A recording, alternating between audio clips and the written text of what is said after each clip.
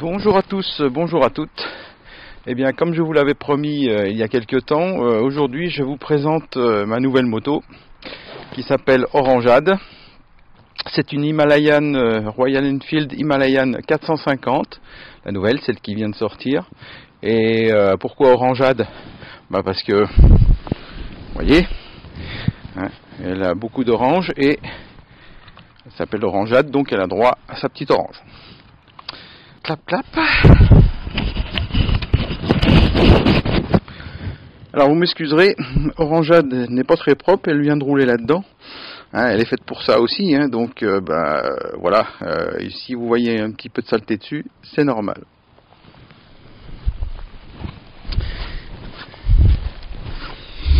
Alors là voici d'un petit peu plus près. Donc j'ai opté pour les jantes tubeless. Donc, comme on voit, comme on va le voir, les rayons sont en périphérie de la jante. Qui est toute seule, merde. Voilà. Et donc ça permet d'avoir des pneus tubeless au lieu de pneus à chambre comme ceux qui étaient installés d'origine. J'ai fait monter des Continental TKC 70 au lieu des CEAT d'origine qui me paraissaient pas d'une qualité phénoménale. Elle a eu droit à son petit cadeau, des bouchons de valve Royal Enfield de chez Ali, hein, bien sûr.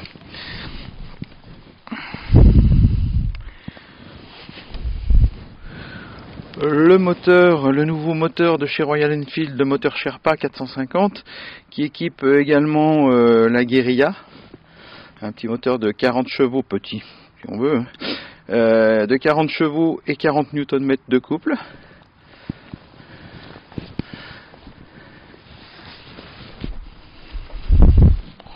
Bon, petit échappement d'origine qui est, bon, ma foi, qui est largement suffisant, qui fait pas un bruit exceptionnel, mais qui, moi, me suffit largement. Vous voyez qu'il est tout petit, hein. Vous voyez la taille de ma main à côté. Bon, j'ai grosses mains, mais bon, voilà. Avec le catalyseur dessous, qui va rester, hein. Je ne suis pas un bolideur, comme on dit maintenant. Un disque de frein arrière dont je ne sais plus le diamètre, mais qui doit être de 270 mm, je crois. L'amortisseur central arrière.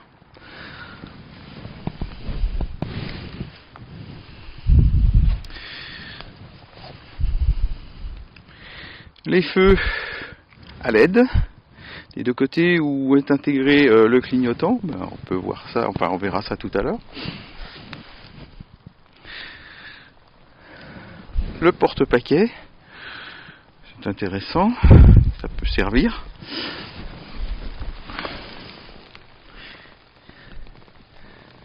Voilà.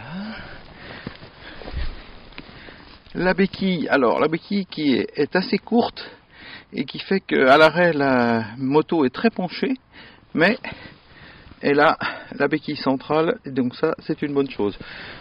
Si je vous la montre de devant, vous allez voir que effectivement elle est très penchée et c'est pas un effet de l'objectif, hein. J'ai rajouté, alors on la voit pas, elle est dans l'herbe, j'ai rajouté une extension de béquille qui est là, je sais pas si on la voit bien, mais ça rajoute pas tout. Et le problème c'est qu'on peut pas rajouter une béquille très très longue parce que ça vient buter là dans le talon de la béquille centrale. Donc alors ça peut être impressionnant, mais ça permet quand même la moto va pas tomber, hein, n'ayez pas peur. Le poste de pilotage.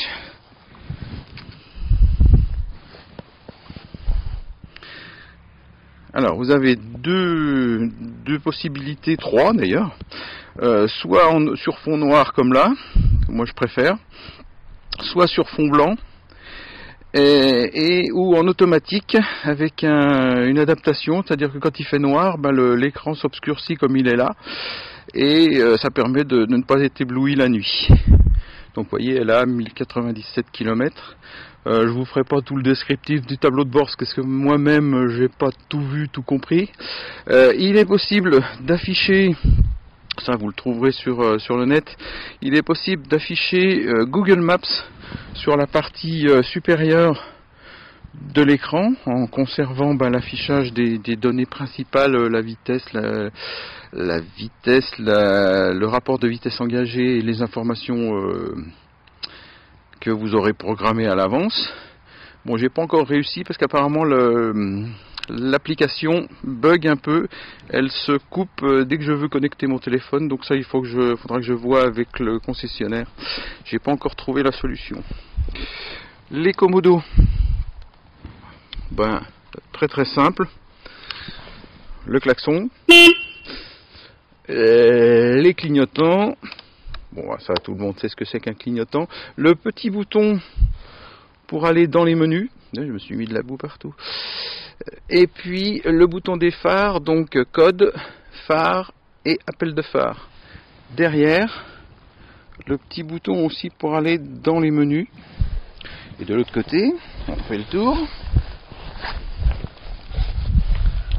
Le commodo de droite avec le bouton de démarrage, le bouton pour aller dans les menus, oui, par exemple, avec les 4 modes. Alors bon, les 4 modes, vous avez performance avec l'ABS, performance sans l'ABS,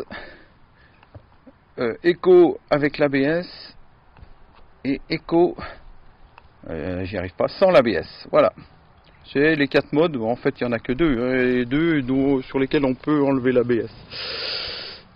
Les rétroviseurs qui sont ma foi d'une taille assez correcte. Celui-ci est un peu difficile à régler. Bon, je pense que c'est parce que c'est neuf. On voit un petit tiers des bras dans le rétroviseur, mais ça va pas trop mal.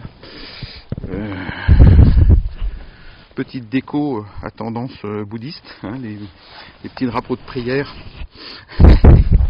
Ça c'est ma touche à moi. Et puis le micro se casse la figure.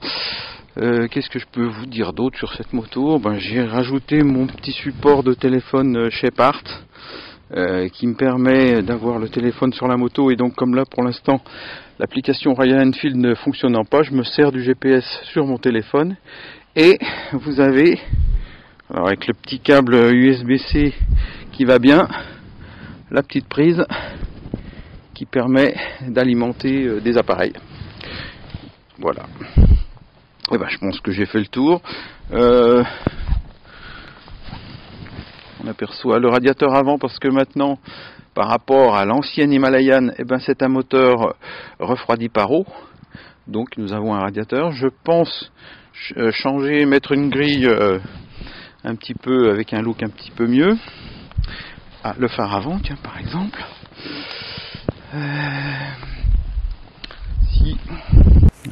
Alors, on va démarrer, comme ça on pourra voir les phares.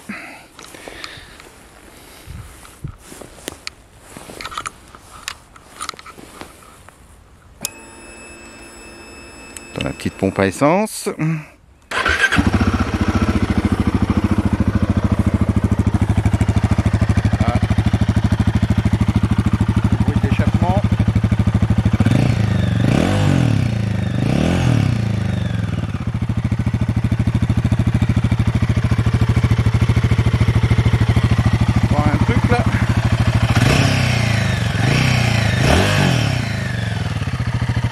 Alors, les phares, on disait.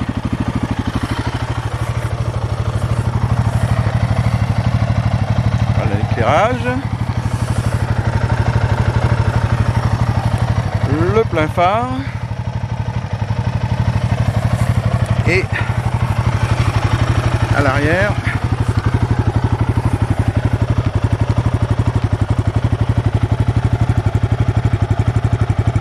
hop, avec un clignotant.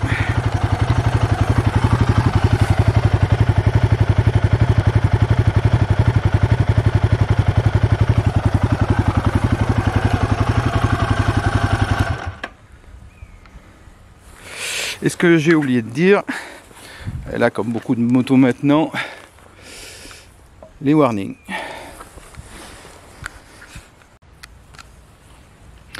Alors j'ai oublié de vous parler de la selle. J'ai oublié. Hein, ouais, il va me falloir mes deux mains. Alors j'ai oublié de vous parler de la selle. Je suis con parce que j'ai enlevé l'appareil photo pour avoir mes deux mains, mais je tiens le micro. Essayer de le caler. Voilà. Alors, peut-être de côté, parce que sinon vous n'allez rien voir.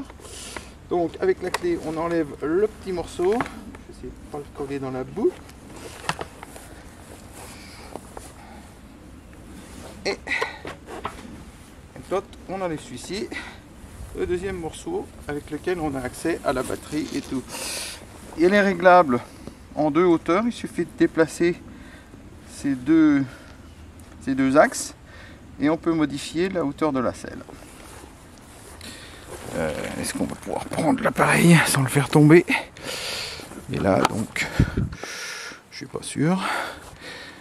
On a accès à la batterie et tout un tas de bazar. Alors le truc que j'avais pas vu, j'ai vu sur des vidéos, ce machin là, c'est l'écrou pour démonter les axes de roue. J'avais pas vu que je l'avais. Et j'ai vu ça sur des vidéos.